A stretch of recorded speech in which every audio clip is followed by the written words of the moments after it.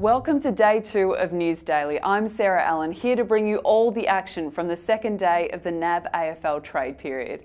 Today we check in with General Manager of Football Geoff Walsh and also announce the departures of 4 current players. Well, it's been a quiet first 2 days of trading for Collingwood, with player movement rumours largely concerning other clubs. Let's check in with the man leading the Pies trade period, Geoff Walsh, to get an insight as to what fans can expect from the club going forward.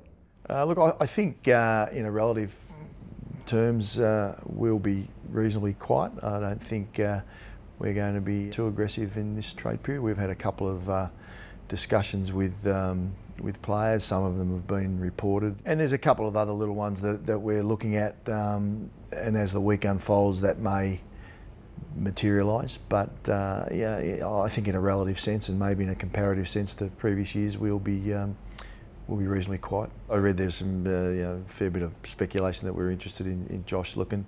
Certainly Josh was a really highly rated youngster, hence his number 2 selection. And and as a key forward, there's no doubt there's going to be interest in him, and the speculation about us requiring a key forward, it makes an obvious link. But right now, no, he's not one that we're having any serious discussions with.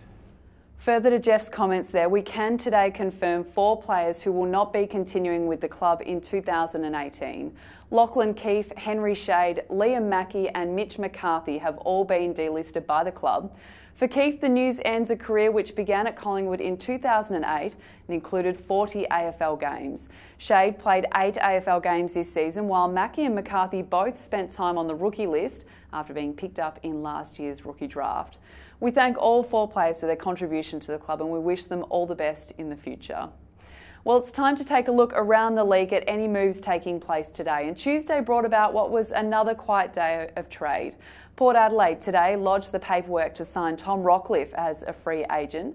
That deal now waits on the Brisbane Lions, who have 3 days if they choose to match the Powers' offer. While Port may gain Rockliff, they're expected to lose speedster Jarman Impey.